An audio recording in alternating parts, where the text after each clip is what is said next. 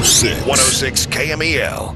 We have the honor of having Jennifer Glass, correct? Yes. In the studio with us today. And, I saw your story on social media. One of the local news stations tweeted out your letter. Yeah. I wouldn't say plea, but your description of what you've been going through and why you are trying to bring about people voting on this End of Life Act. So let's start with being diagnosed.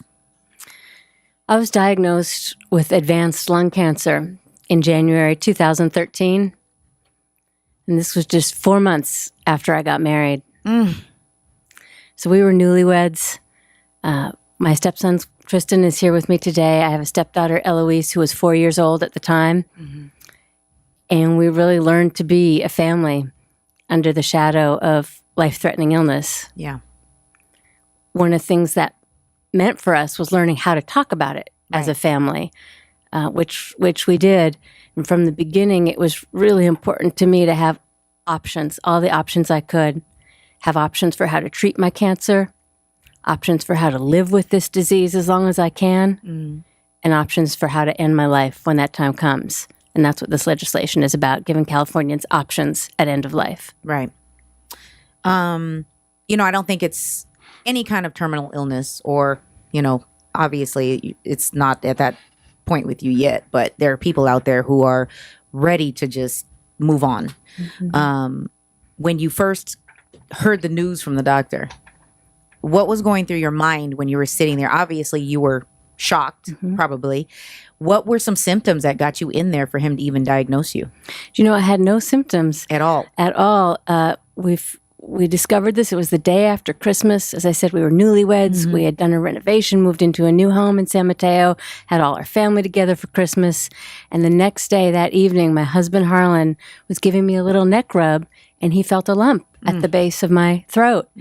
So I went in to see the doctor, and it turned out that the primary source was a lung cancer tumor that had metastasized and spread. And my reaction was really just, I need more information on this. They told me right away that I had cancer, but it was over the course of some days that I learned just how severe it was. It's very serious, but not stage 4. It has spread, but not spread everywhere. So then we met with a number of oncologists. What kind of treatment was I going to go through? We decided to go for very aggressive chemo and radiation. Which is a task. My mother passed from cancer, so I'm so sorry. To see somebody go through chemo is pretty hurtful. It was hard. It was hard going. I mean, it was hard on my body, and it was hard on our family. But we were hopeful that it would have the intended effect. Exactly. But we didn't know. So at the same time, we started looking for what are our options if this cancer can't be contained, if treatment is not really a possibility for me. What can I do once the dying process begins?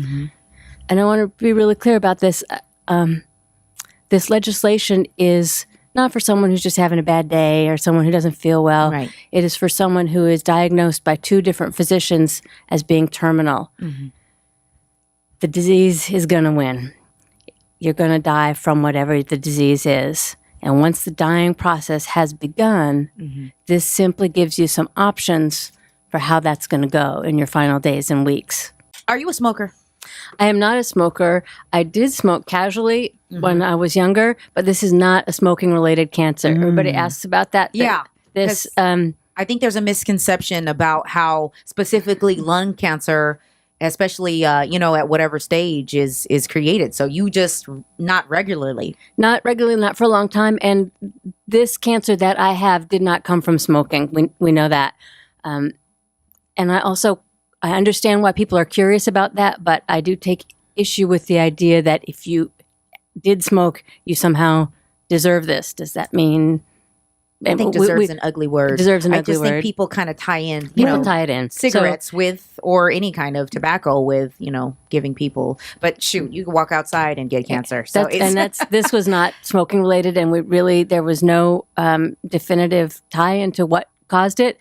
What surprised me a little bit, but not in a bad way, was there was very little time spent on trying to figure out what caused it. Fact is, I have it. What can we do to treat it? Forward. And I was really comfortable with that plan of action. Yeah. I mean, you want to figure out, what's going to happen to me and when is it going to happen to me or whatever. So you've been going through several different steps to try to get people to hear you talk about the End of Life Act and getting it passed in California. I saw your letter. What other things have you been doing? Have you been speaking places? And I've been speaking. So currently, legislation that helps a terminal patient to bring about the end of life is available in 5 states in the country. Oregon was the first, and it's been there for 17 years with no incidents of any abuse in all that time. They have a lot of data. The California law is closely modeled on the Oregon law, and this was just introduced in January up at the Senate, at the state capitol. And I spoke at that press conference, and I have been lending my voice to this whenever and wherever I can as my health allows. Right, being here.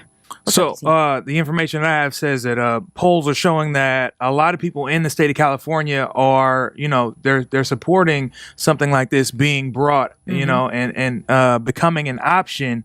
What do you feel like these folks who support that should do to kind of get the word out? Yeah, right now this is going to go through the Senate for vote and the Assembly, so it's not going to be a ballot vote. So this isn't something you, the individual, are going to vote on at this point. It may yet go to ballot if the other things don't work. But the main thing we can do to get this law enacted is write your senator. And I think you guys are going to put a link on your website that clicks right through there, and you can just put in your zip code. It tells you who to write to and gives you some draft language. Write them and let them know you care, or they won't change the law. Right. I think part of the reason this hasn't happened before is it's a conversation that can be difficult, Right. and a lot of people don't. They may have long held views, but that they keep silent. In the last 6 months or so, since we saw the Brittany Menard story, the young woman who had to move up to Oregon, it has become a national conversation. 2 covers of People magazine. Now it's suddenly something that's acceptable to talk about at the dinner conversation, at the dinner table. So while I would say the most important thing for legislation is to write your senator, the most important thing for every individual is talk to your family. Right? End of life affects every life, and it's a much easier conversation to have before you get sick. So talk to your family, understand where you yourself sit on this, know what your loved ones want, and just have the conversation. A conversation that DC and I had the other day was he and I both have religious backgrounds, and that's definitely something that comes to the forefront, I'm sure, to people who are protesting what you're trying to do, because, they feel that if you do take your own life, it's a form of suicide. So the consequences in a religious fashion, of course, depending on what you worship, is basically, not positive. So how have you dealt with people who have approached you and said, you're going to go to hell if you do this to yourself or whatever? Well, I am not a religious person, but I certainly understand and respect the beliefs that a lot of people hold very strongly. This is not suicide. That's not what we're talking about. Suicide is when you lose the will to live for whatever reason. You want your life to end. I will tell you that I am doing everything I can to extend my life. I don't believe anyone else should have the option to prolong my death. And that's what we're talking about. Once the dying process has begun, can you exit this world with a little peace and ease? Because in my case, for example, lung cancer is an ugly way to go. Yeah. Right? We're looking at me drowning in my own lung fluid while my functions fail with my family around me. Now, the weight of that idea, I carry that with me every day. I don't know how long I have to live, but if that weight could be lifted, my quality of life now would be so much improved. And that's what we found with all of the data from Oregon, is that by having this law at their disposal, many people never take advantage of it. They don't.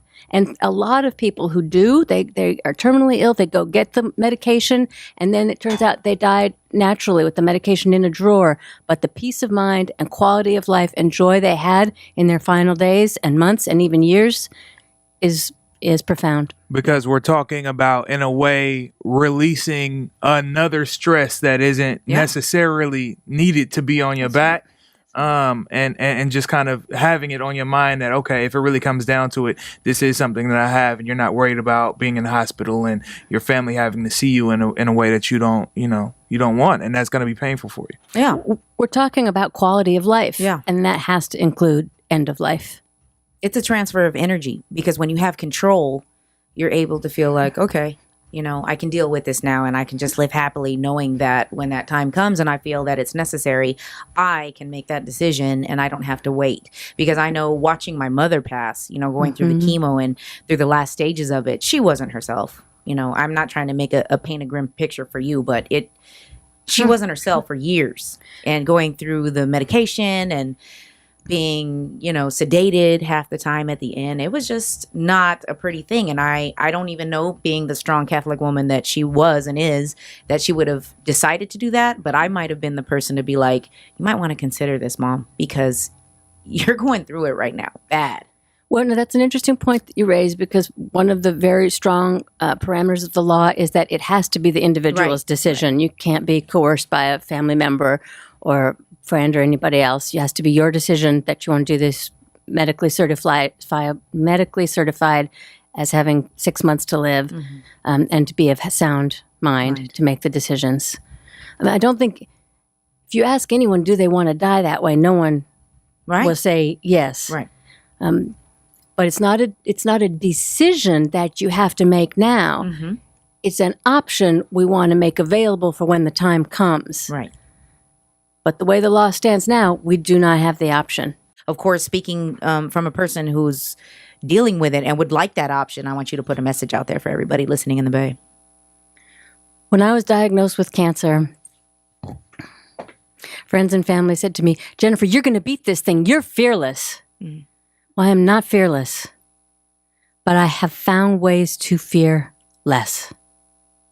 And if you can take fear out of the equation even a little bit, you can think more clearly, you make better decisions, and with luck, you can find a path to peace. Knowing that I might have options at the end of my life brings me peace, helps me to live more joyfully and more fully now, and to fear a little bit less. So my message is, just talk to your families. It's important to you. It's important to the people you love. Understand what's at stake with this issue and make your voice heard. I have one more question. We were speaking on Brittany, I believe. Is that an option for you? To move to Oregon? Yeah. I certainly looked into what it would take. We have a family here, kids in school, a community. While I feel well, I am focusing all my energies on getting this legislation passed in hopes that I won't have to make that choice.